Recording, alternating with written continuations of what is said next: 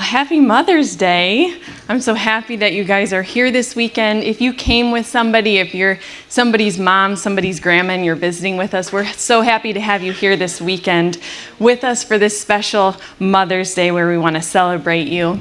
I am blessed to be a mom. If you don't know me, I have 4 children. I've got my 2 boys and my 2 girls, and they're all under the age of 7. So my boys, Silas and Levi, they're 7 and 5, and then I have 2 girls, Isla and Willow, and they are 3 and 2. So we're very busy. Our house is very loud, but I love being a mom. I really do. And I think that motherhood is such a special thing that women get to experience. So I'm really privileged to be able to talk to you a little bit today about motherhood and kind of just what it means to be a mother. Because in the Bible, we see that God created us as women to mother. And I mean that physically speaking, God created our bodies to mother. He created us to form a human being in our body and give birth and to nourish that human being. But it goes beyond just our biology. God created women with this special ability to mother. Now, mother, it's a noun, but it's also a verb. Some of us, women in this room, some of us are mothers, but all of us can mother. Because mothering, it goes beyond just caring for those that we share DNA with. The definition of mother, the verb, is to bring up with care and affection. And that's something that women do. Women mother. Women can find a way to mother anything, really. Dogs, cats, plants. My daughters, they mother their baby dolls. It's just something that's within us as women. So whether today you're a mother, grandmother, you're an aunt, foster mother, spiritual mother, we really believe that motherhood is a calling from God. And if you've embraced that calling in your life and lived that out, we honor you today. We celebrate you today. We have so many wonderful moms here at Acts Church. Can we just take a moment and celebrate all the amazing moms that we have here today?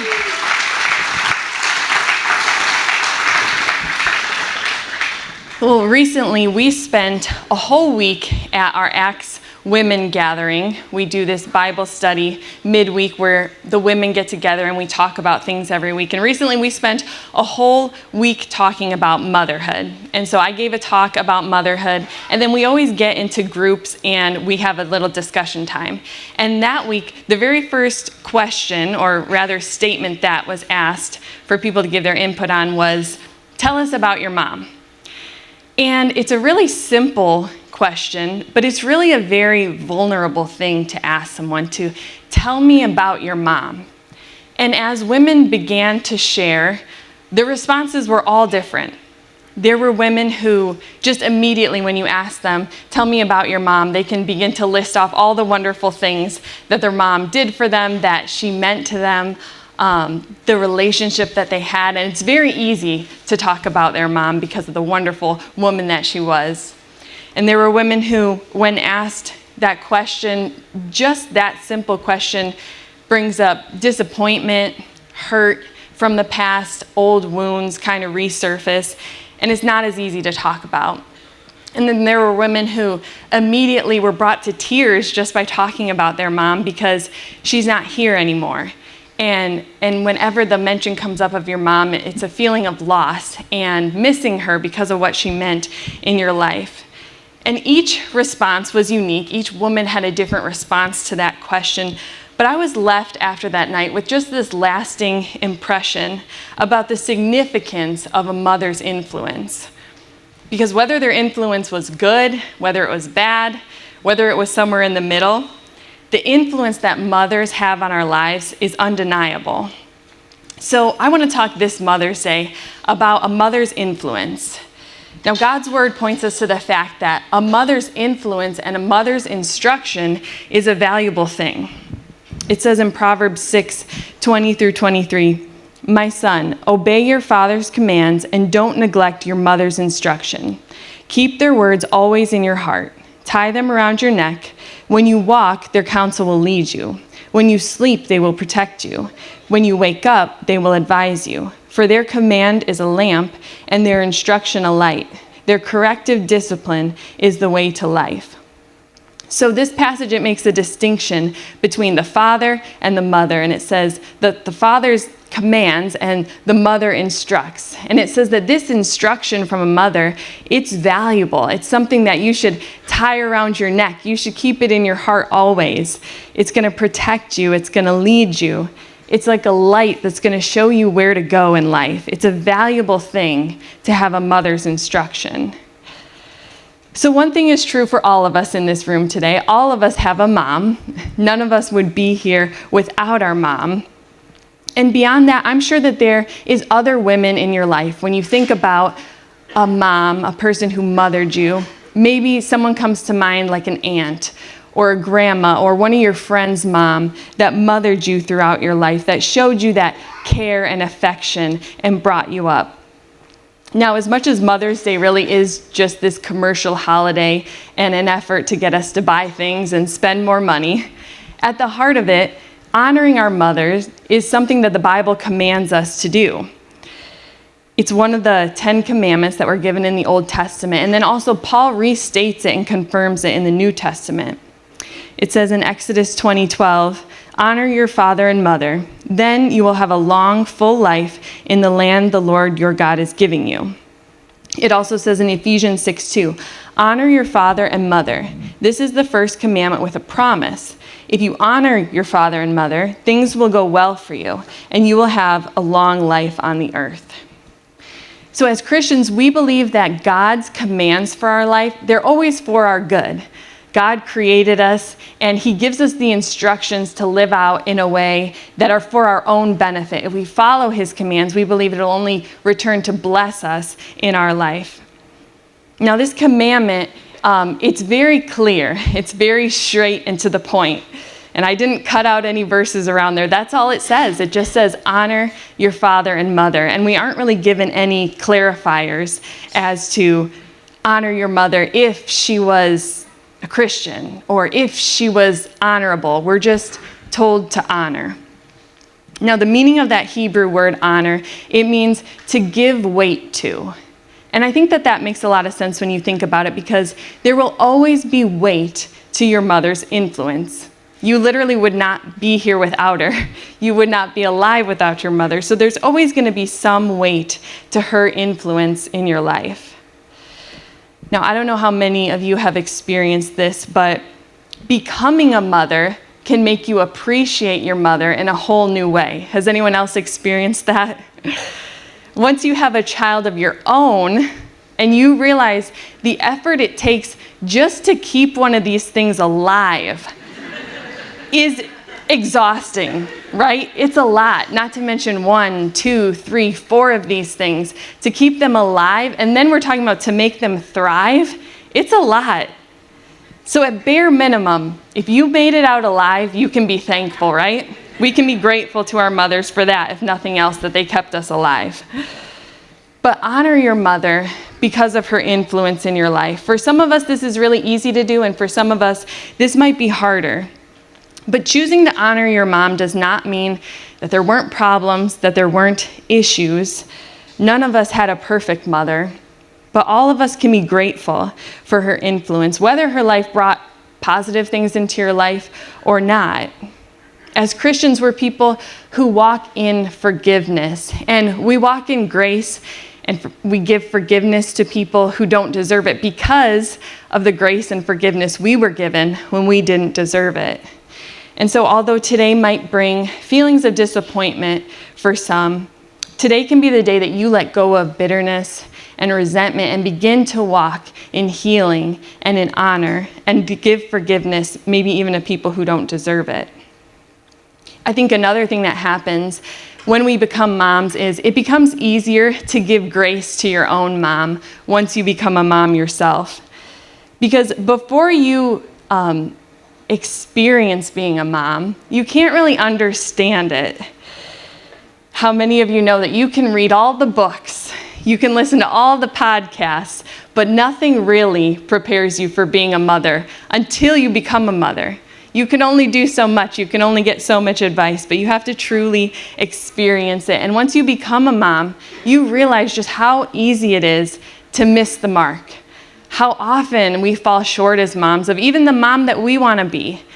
I don't want to be a mom who yells. And I don't want to be a mom who freaks out on my kids at the slightest things, but I still do. I still mess up and I miss the mark, even though I don't want to. And we need to extend the grace to our own moms that we hope that our kids will one day extend to us. And I just want to encourage you today, don't wait to eulogize people. You know, when someone dies, the people closest to them, they're tasked with writing this eulogy, to write out some paragraphs about their life and their influence and sum it all up. But don't wait to do that until somebody has passed on. The word eulogy, it comes from a Greek word that just means to speak well. So don't save your best words about your mom until after she's gone. Tell her today. Speak well of her now while she's here. It's so much better to speak well of somebody to them rather than saving our best words for after they're gone and they're not going to hear them. So honor your mother.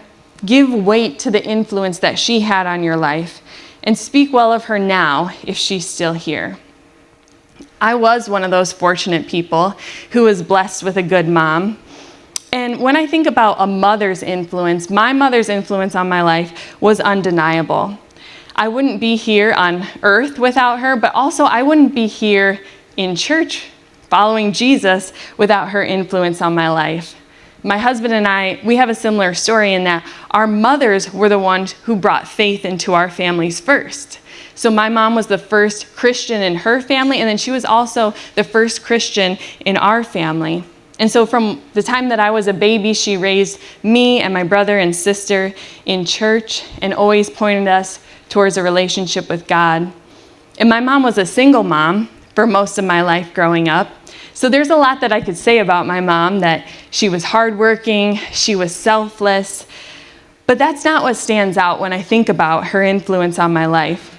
Her influence was always to point us to Jesus. That was always the most important thing.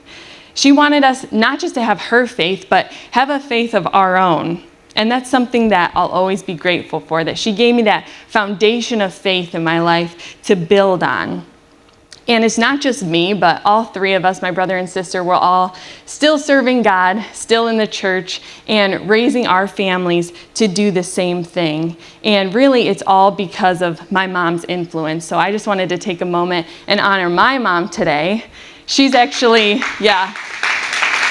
she's not in here. She's serving in Acts Kids, which makes perfect sense with who she is. So she raised 3 out of 3, 100% rate in raising Christians, so I think that's pretty amazing. So I just wanted to honor her today. But as mothers, our influence is so powerful because our influence, it doesn't just go out, it multiplies. And that's really the heart of what mothers do, isn't it? We multiply. That was the first instruction that God gave in Genesis to Adam and Eve. Be fruitful and multiply. And it's this command to multiply physically, right? To create babies, to create other humans. But being a mother and mothering, it goes beyond the physical multiplication. A mother's influence can produce spiritual multiplication as well. There's a mother in the Bible, and we don't know a ton of details about her life, but we know that her influence multiplied in a profound and a spiritual way. You're probably all familiar with the Apostle Paul, who wrote a lot of the New Testament, and Paul had this protege named Timothy. And the book of 2 Timothy, it's a letter that Paul wrote to his young protege, Timothy, and we find this verse in this letter.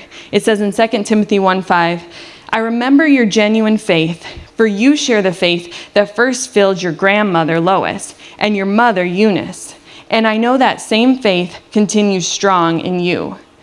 So we know that Timothy's faith, it actually came from his grandmother Lois. And she put her faith in her daughter Eunice, and Eunice put her faith in her son Timothy. And we're also given a little bit more context to what Eunice's life looked like in Acts 16:1. It says this, Paul went first to Derbe and then to Lystra, where there was a young disciple named Timothy. His mother was a Jewish believer, but his father was a Greek. So not only were they living in this pagan culture at the time, but we learn that Eunice was married to a man who didn't share her Jewish faith. It says that he was a Greek, so he wouldn't have shared that faith that she had. So Timothy's father was not a strong believer, and yet the influence of Lois and of Eunice was enough to instill a genuine and a strong faith in Timothy. And some people think that Timothy's father might have died when he was young. That might be why his grandma had such a prominent role in his life and why Paul felt the need to kind of father him. It says he's like a spiritual father to Timothy growing up. But Eunice's influence laid the foundation of faith in Timothy's life, which then went on to multiply. If you know anything about Timothy in the Bible, he started off as this timid young man in the faith, and he grew into a strong minister of the gospel. It says that he went on to pastor at the church of Ephesus. God used him to form the early church with Paul, and he was very connected to Paul's ministry. He's actually mentioned in 7 other times in the books that Paul wrote. He mentions Timothy in some way or another because Timothy was so connected with him. And Timothy stayed strong in his faith his entire life. We know this because he was martyred at the end of his life, died still clutching his faith. So Eunice's faith left a lasting impression on Timothy. And I think it's important for us as mothers today to ask the question, will our faith leave a lasting impression on our kids? Will our kids be able to talk about the foundation of faith that we laid in their lives? If you want to build a strong foundation of faith in your children, first you have to have a strong foundation yourself. If you want them to read the Bible and do what it says, you have to read the Bible and do what it says. It's in these real, ordinary moments of life, the Monday through Saturday moments of life, that our faith is really tested. And our kids see how we really live, right? Our friends might not all see, your family might not all see, but your kids see. They see if you really believe what you say you believe. They see what you really value. They see what you really care about. Now, you don't have to be a perfect Christian mom to lay the foundation of faith in your children's life, but you do have to have your own real faith. Because before you can share it with your children, you have to have it yourself. Now, the influence of Lois and Eunice's faith, it went on to multiply for years to come, even after they were gone. Their faith continued on in Timothy, who went on to share the gospel with hundreds of other people throughout his life. Like I said, a mother's influence, it doesn't just go out, it multiplies. And this can be true when we talk about our own mothers. Like me or like Timothy, you might have had a mom who laid that foundation of faith in your life. You had a mom who instilled faith in you, her prayers into you, and her influence is going to go on to multiply people through you as you have children. And when your children have children, it multiplies among generations. But this can be true also when we talk about our spiritual mothers. Like I said, mothering, it goes beyond those we just share DNA with. And if you've been a Christian for any length of time, you might never had the language to put to it, but as you look back, you might be able to see that there were women who have spiritually mothered you over the years. There were women who taught you, who prayed for you, who gave you care and affection. I grew up in church, so I know that there were countless women who mothered me throughout the years, whether it was women who were like a mother to me, older in faith, or women who were just a few years older than me, who mothered me in different seasons of my life, who gave me care and affection throughout the years. Well, church, it's like a family. We're like the family of God. And the healthiest families, they have dad and a mom. And just like that, the healthiest churches need spiritual fathers and spiritual mothers. And we're blessed to have so many wonderful spiritual mothers at Acts Church. But there is one spiritual mother that really stands out in my mind when I think about it.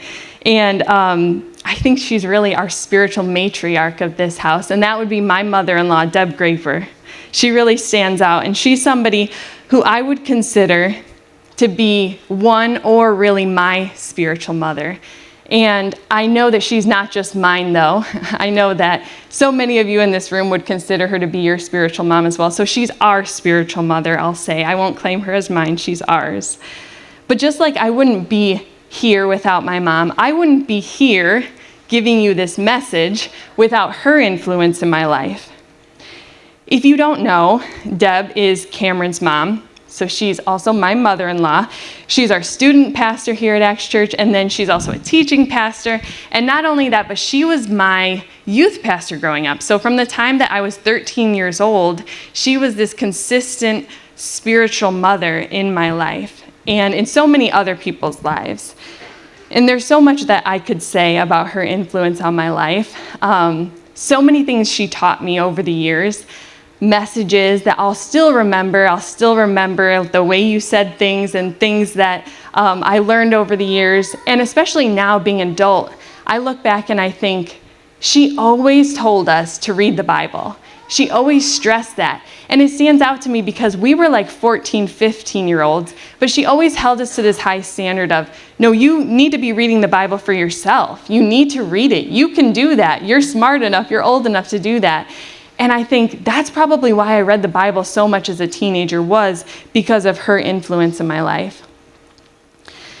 So not only did she just teach me things, but she called out things in me that I never would have believed were there. And she gave me opportunities that I never would have gotten on my own. Some of my first jobs in our youth group was to take attendance and to vacuum the floor. So those were my first opportunities that she gave me to serve. That's really right in the beginning when I started serving, when I started doing things.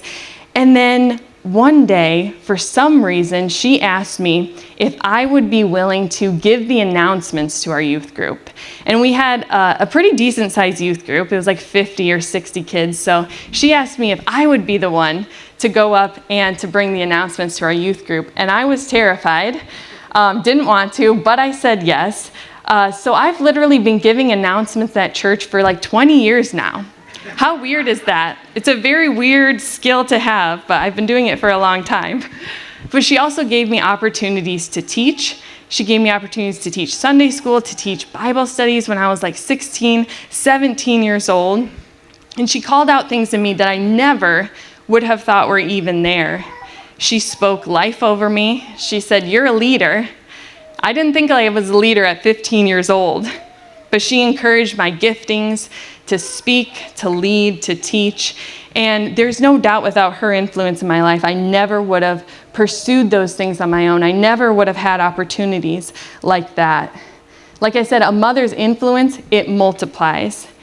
Now, I'm just one person of hundreds of people that she's mothered, but just in my life, the faith that she's deposited in me has gone on to multiply.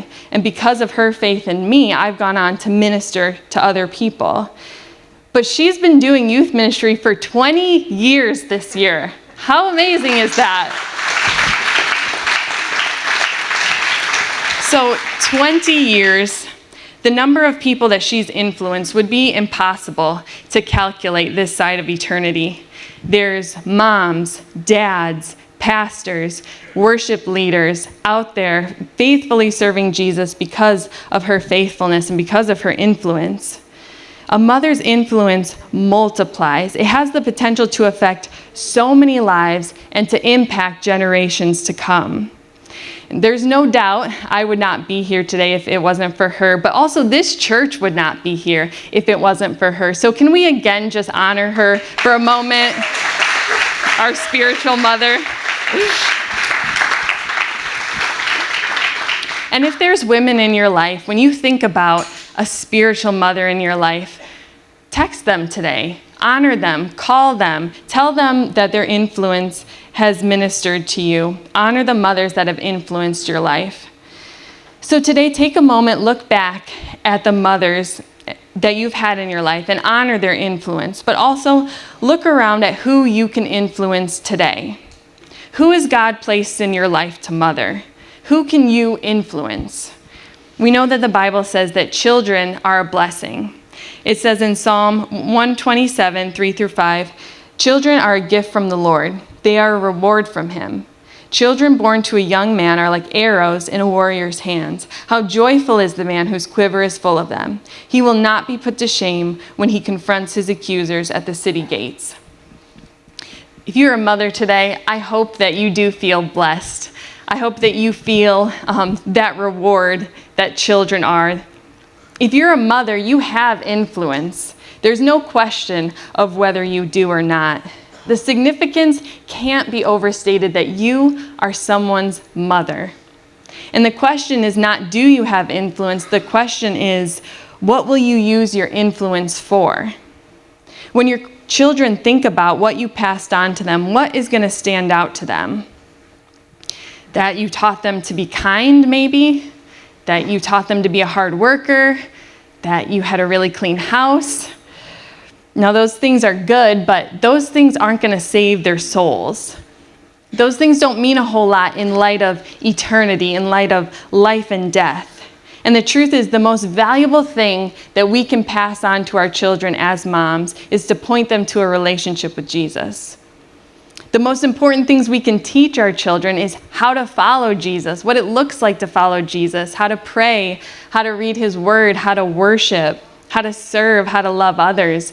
These are the things that truly matter. I know your kids are smart.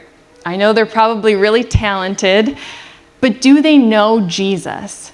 Do they love Jesus? That's what really matters. That's what's most important. So if you're blessed with children today, you no doubt have influence into their lives. You have the opportunity to use your influence to lay a foundation of faith, just like my mom did for me, just like Eunice did for Timothy. But that might not be all God has for you. As women, mothering is just essential to who we are. And even if you don't have children of your own, the instinct to desire and to care and to nurture others, it's deep within us. There's a very good chance that God is going to bring people beyond your own children into your life that he wants you to be a mother to. I think that as women, we should always be looking around in our lives in each season and asking the question, who has God placed in my life that he wants me to mother? Who can I influence?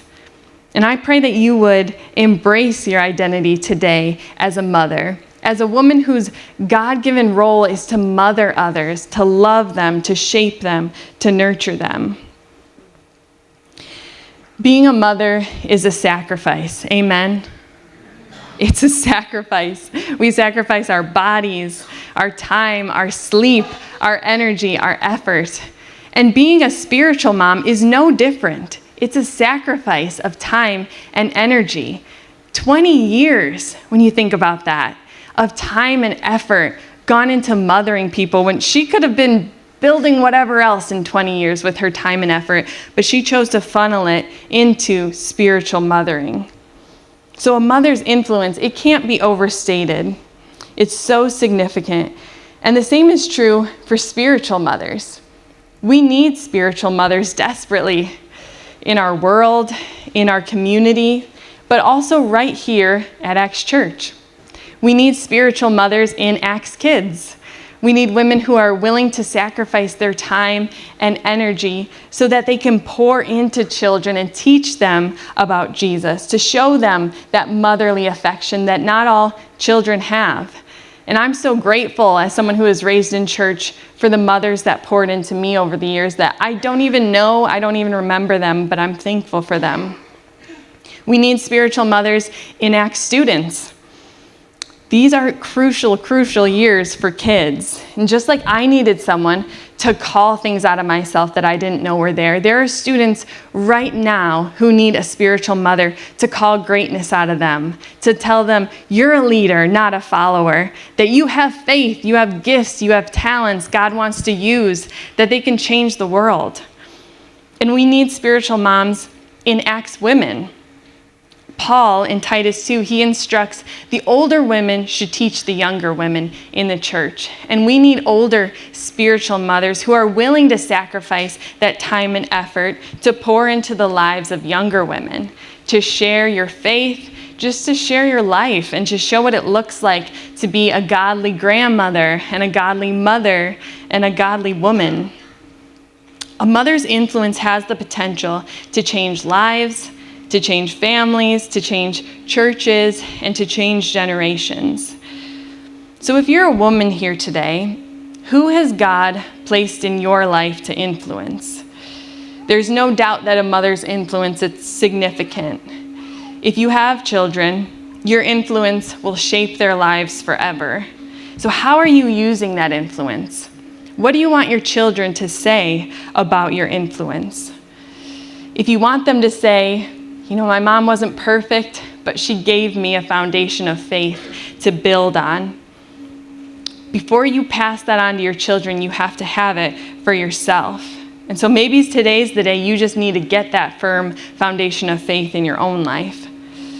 Beyond your own children, there might be other people in your life that God has placed under your influence so that you can mother to them. And if you're not a mother yet, if you never had the chance to become a mother, the offer, the calling to be a mother and to mother others and have influence, it still stands. God created you as a mother, as a woman, to mother, to bring others up, to nurture, and to care for them. And the truth is that if you have a desire to be a mother, there will never be a season of your life that God doesn't bring you someone to pour into, to shape, to love, and to nurture. And maybe you're here today and you did your time as a mom and you're moved past that season of your life. But maybe today God's saying, you're not done. There's more I have for you. There's more people I want you to mother, to pour your life out to serve. And to some of you who, when you think about a mother's influence on your life, you might feel like you got shortchanged. That when you think of your mother's influence, you feel disappointed or you feel hurt or wounded. You have the same opportunity she did, but you can use your influence for good. If Jesus is the foundation, your influence can change your family tree. Your influence as a mother could go on to multiply and touch more people than you think is even possible. So I want to encourage you today to embrace your influence as a mother. Recognize the potential that it holds. You as a mother have the potential to impact future generations. Because of the faith of my mother, my family was changed forever. And because of the faith of Eunice, Timothy's faith, and the early church was impacted for generations. And because of the faith of Deb, this church exists and has been able to touch hundreds of people with the gospel. And you have the same potential for influence if you're a mom. The question isn't whether you have influence or not, it's how will you use that influence. If you bow your heads, I would love to just pray for you in this moment. And we sang this morning, we sang that song, Christ is my firm foundation, and I put my faith in Jesus. And I just had the thought that maybe you never have. Maybe there's someone here today, you've never put your faith in Jesus, and you don't have that firm foundation. You can't pass along something that you don't have. So maybe today's the day you want to put your faith in Jesus for the first time. And I believe if you do, your family will never be the same. You could take a step today, just like my mom did, just like Cameron's mom did. It could change generations because of one small act of faith. And I want to give you an opportunity to do that in just a moment. But I want to pray for all of you mothers here today. God, I thank you for all the women that you've brought here today, God. I pray that you would empower us to mother. Fill us with your Holy Spirit so we can mother the children you've put in our lives and others that you've put in our lives. God, help us to raise up world changers who take the gospel further and faster than any of us could.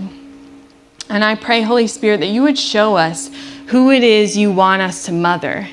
That maybe even in this moment you would bring a face or a name or a ministry to mind that you're calling us. I want you to mother this person. I want you to step into this ministry to mother others. Help us to embrace our roles as mothers. Give us strength as we mother. And I just want to give anybody the opportunity here today. I just didn't want to go out today without giving you the opportunity if you want to take it. We believe that Jesus did all the work for us on the cross. And if you want to put your faith in Jesus today, all you have to do is confess with your mouth. You have to believe in your heart and you'll be saved. That's all it takes. Just one simple act of faith.